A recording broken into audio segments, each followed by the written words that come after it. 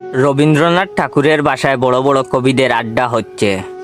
আমি সেখানে সবার জন্য চা বানিয়ে নিয়ে গেলাম। আমার বানানো চা খেয়ে প্রথমে কবিগুরু বললেন, আমারও পরাণে যাহা চায় তার কিছুই নাই, কিছুই নাহি এই চাহে গো। এটা শুনে বিদ্রোহী কবি কাজী নজরুল ইসলাম লাফ দিয়ে উঠে বললেন, আমি বিদ্রোহী রণক্লান্ত, আমি সেই দিন হব শান্ত, যদি ভালো করে কেউ চা বানিয়ে আনতো।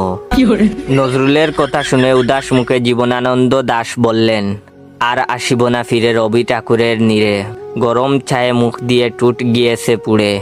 খানিক পরেই কবি সুকান্ত বলেছেন, কবিতা তোমাকে দিলাম বিদায়, এটা চা না যেন জলসানু চাই। হেলাল হাফিজ তখন গুমড়ে বললেন, নষ্ট পাতির সস্তা চায়ে মুখ হয়েছে তিতা, কষ্ট চেপে নষ্ট চায়ে মুখ দিয়েছে কিটা। রুদ্র মোহাম্মদ শহীদুল্লাহ নরম কণ্ঠে বললেন, ভালো আছি ভালো থেকো, চায়েতে চিনি বেশি মেখো। তা শুনে কবির নির্মূলেন্দ্র গুণ বললেন, আমি হয়তো মানুষ না, মানুষ হলে এমন চায়ে চুমুক দিতাম না। পরিশেষে রবীন্দ্রনাথ অসহায় চোখে বৃষ্টির পানে তাকিয়ে বললেন, ওরে ওরে অদম, ওরে কাঁচা, ভালো করে চা বানিয়ে আমাকে তুই বাঁচা।